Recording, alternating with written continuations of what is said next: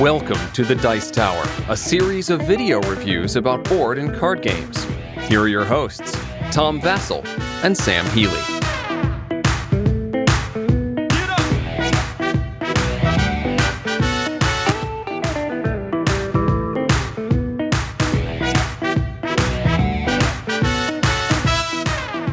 Now you may remember that Sam and I have done this game before, Guildhall. But this is a different game. This is Guildhall. It was the box with the guy with the two creepy pigs on the front. Yeah, it was. Right. Or the creepy guy with the two pigs on the front. That's better said. Job fair. I don't know what it is about Guildhall that makes it look like all the people on the cover and on the cards look like people from the 21st century who have put on Renaissance clothing and are pretending. They went to the fair to have their picture taken in black and white. Yeah. Okay, this is the same exact game as the first Guildhall, just with different cards. They are able to be mixed together. We'll talk about that in our review. Yep. For those of you who forgot how Guildhall plays, or you've never played it before, I'm about to show you how it plays, and then we'll be back.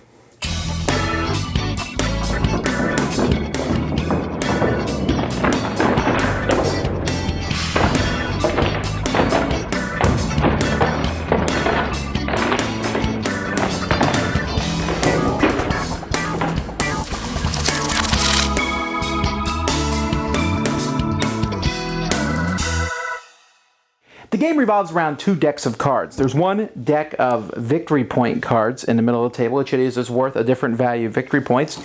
There's also a number of victory point tokens, which is on the table. And then there is a whole pile of village cards that have different professions in them. These cards are different colors and different professions. There's 6 different professions, 5 colors each. So there's 30 different cards in the deck.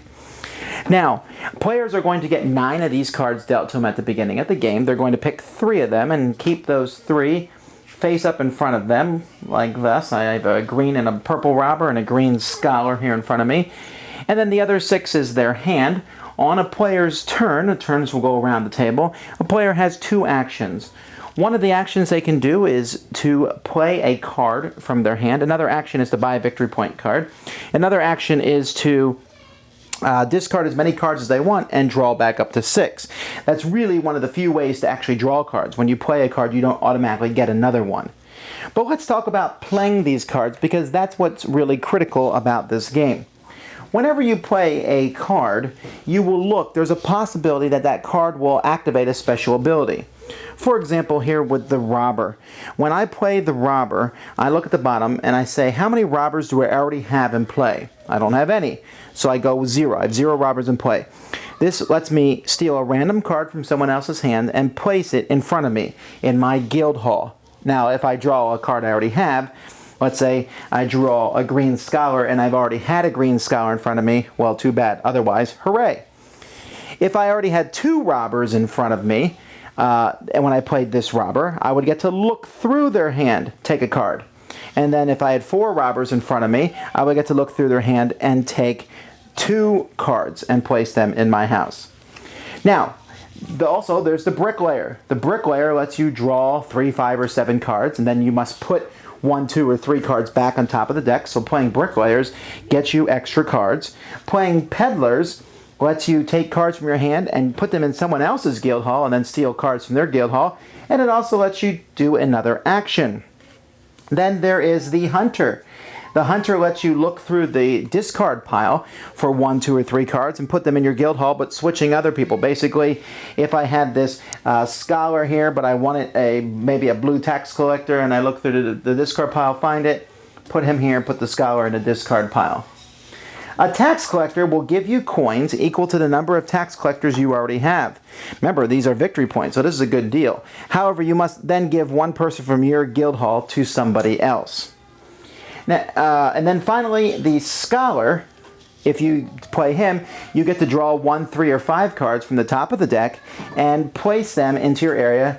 If you don't have them already, hooray, that's great. They get to stay in your Guildhall. Otherwise, you'll have to discard them. So there's a bit of randomness there as you draw those. Now, what players are trying to do as they are playing these cards is they are trying to get a set, one of each, of the cards. Here's 5 tax collectors: blue, purple, red, green, and yellow. And if you're colorblind, they do have different symbols along the sides of them to differentiate. Once you do that, you can kind of turn it sideways, because that set can no longer, you can't have people stealing it, you can't break it up anymore. That set is useful because you can then trade that set in for these cards. Each of these cards, as you can see, for example, this card here, it's worth 3 victory points. If you trade a set in, you'll get this. It's worth 3 victory points. You can trade a set in for this one and get 4 victory points. You say, well, why would you ever take the 3? Well, because sometimes these cards, like this one lets you take another action. This one lets you take as many cards from your hand and play them. This is much better than an extra action, but it's worth 1 less victory point. I could just take 5 victory points with no special action, or only 2, but I can steal a whole stack of cards from somebody else. If I have 2 sets, I could trade them in for this 9 victory points. So this is the way the game is going to work. You're going to get 2 actions on your turn, and you're trying to get 20 victory points. The first person to 20 victory points is the winner. And you can never play the same card, same color in your area. So I can only ever have 1 yellow tax collector, but I can have multiples, and you just got to figure out the right combinations to get the 20 victory points first. The cards in this set can be mixed with the 6 different rolls that came in with the first one. You can mix or match them or put them all together in one giant game. Now you see how Guildhall plays. First of all, we should mention that the first Guildhall came with 6 rolls that were different than the 6 that are included in this game. You can mix and match them. You can take one out, mix other ones in. You can even put all 12 together in one giant game. And we tried that out because It's fun. I thought it would be long-winded and bad, and it wasn't. It wasn't. Although I would be very wary of ever doing that with someone who's never played before. Yeah. Yeah, when you attack somebody with 12 player powers instead of just 6, it makes it a little bit more hard to understand. Well, also, and some of the players' powers change dramatically with a lot more people on the board. Yeah, that's not something I have tried or intend to try just because of that. Do it. No, I think the power structure is gonna be thrown out the window. Some of the characters become ridiculously more powerful. I'm telling you, man, it was fun. Okay, well, the thing is, we all went into this game already liking Guildhall, I think. Yeah. I like it. Yeah, we like Guildhall, so it wasn't like I was expecting to like it. I wondered if the new roles would be complicated compared to the old ones. Like Dominion and other card games, the set gets more complicated, but they weren't. They were simple. The only one that was a little complicated was maybe the Peddler was just a little... Nah, even that wasn't that complicated. I think there were different concepts. I think there were more difficult concepts than the other one. The original one had more basic concepts. These are a little bit more advanced concepts. I guess. My favorite one, hands down, is a Scholar. I love this guy. I love flipping cards over to see if they can go into my thing, and if they can't, I got busted. It gives me a blackjack feeling. I don't know. I love that one. Mm-hmm. Apparently the hunter is hunting dead people and putting them into your city. They should actually call him like a job reallocation thing, because he basically goes up to the tie and have a briefcase. No, but that's what he does. He goes up to like the bricklayer and says, "I'm sorry, sir, we don't need you to wear bricks anymore. You're now a robber." Yes. Which one of the new ones did you like the best? The Scholar is my favorite also. It's the simplest. No. It's the simplest to implement. I just love it because it's push your luck to it. Yes, but here's the thing. I did feel like there was a little bit of not power creep, but complication creep in this set. Yeah. The first set has that great simplicity to almost every character. In this set, the Scholar is one of the few that you can play it and do what it does and move on with your turn. Some of the other ones you keep asking, what does this do again? Yeah, and you have to work. Well, that's how it I have always to look at works. everybody's, and I have to do this, do that. What I ended up doing myself was taking some of the characters from this one and some of the characters from the first one and making my own set of 6. The Z Garcia approved Guildhall set. Yeah. There you are. And that's the great thing about it, is that you can do that if you happen to own both. And they all fit in the box easy. In the new box. The coins are a bigger size in the first set, I think. The coins are a little slightly bigger. different, which is fine. It's not a big deal. No. But you can customize the game to your liking from both sets. And I think that's a great feature of it. Almost like a deck design aspect to it, to where you can take this guy and this guy and this guy. For those of you who played the original game, this one is a little bit shorter because the assassin in the first one, or whatever it was called, killed characters off so it would lengthen the game out because it would keep things at. Because that assassin's not here, this one goes a little faster. Although the tax collector has some interesting things going on because you want to use tax collector because it gives you money, so you're constantly giving cards to other people. Right. So there could be a little bit of not king making, but like, hey, I'll give you this card, but remember that. Right. Yeah. So overall, if you like the original Guildhall and you want more of the same, this is for you. Yeah, it's a no-brainer. There's no... If you... I think that's all really that needs to be said is... No, what if someone was going to buy just one set? Would you recommend this one or the other one? The first one. Really? Yeah. I think I'd recommend this one. Well, I think the assassin's mean. This one's a little bit less mean because of that. That assassin can be a real pain in the neck in the other set. Yeah, I guess so. Well, this is still mean. You still take things from other people's guild halls. Stealing cards from somebody. Yeah, I don't know. Look how nice she looks. She can't be a robber. So I don't know. I think if you're only going to get one, yes, get the first one. If you own the first and like it, it's a no-brainer. You'll like it.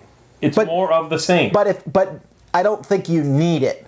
You don't need both. No. It just gives you a lot of options, I think. Now, what did so you said you made your own set. Would you recommend that someone separate out all 12 and then just grab 6 and mix them together and that's their deck? Like Dominion, these are the 6 we're using today. Yeah, is that how you would do it? I think that's a cool way to do it. But I also like the fact of throwing all 12 together. There you go. That was really fun. And there were specific characters I did not like. There are some that I try to actively avoid because I feel they bog down the game when I use them.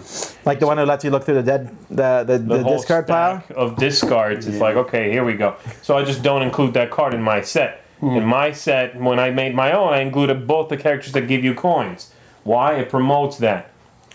Again, you can customize to your heart's content, and I think that's great. Right. All right. Well, either way, my final thoughts is this is great. It's more the same, but it's not just a duplicate. It's basically a standalone expansion to the first one. If you like the first one, you'll like this one. If you didn't like the first one, this one's not going to make you like it. I think owning both of them is worthwhile. Gives you a lot of variety. So I'm giving this one like 1.5 thumbs up. Pigs up, since they're not in this set. Not because I don't like it. I think it's great. I just didn't think it was like game changing. It's really good. But if you love the first one and you were content with it, you'll never notice that you don't have this one. But at the same time, if you look for more variety, this is it. So 1.5. That's still pretty good. I think you could. I love variety though, so I'm almost a hypocrite there. I think you could possibly give your basic Guildhall game some more legs by adding this expansion, because you'll, especially if you do it like Z does it here, where you kind of randomize the cards that you pull out. That'll give you. They're gonna put that in the rule book, the official Z. A different feel each time you play it, so it might give your base set a little bit more legs. So I'm gonna go ahead and give it. I'm going to give it 2. I'm going to give it 2 jugs of ale up. All right. All right, and I like something you said, how if you own this and the first one, it'll be seamless, like you won't notice you have it. I feel the same way, but in a negative way. If you own this and the first one, you won't notice you have this one. Because they should have spiced it up a little more. Yeah. I feel like more of the same. And that's fine. I like variety too. And it let me make my first set better by customizing. But there should have been more interesting powers in this one. It's the same old stuff remixed. It's like the remix CD of the first. Are you giving us a thumbs up or thumbs down? I can't tell. I'm going to give it 1 blackjack flip up. What we get? The Scholar, baby! So 1, I'm going to give it 1 up because I do think it's neat. I like the original. This is more of the same. I just wish there was more there. All right, that's Guildhall Job Faire with an E. Fade.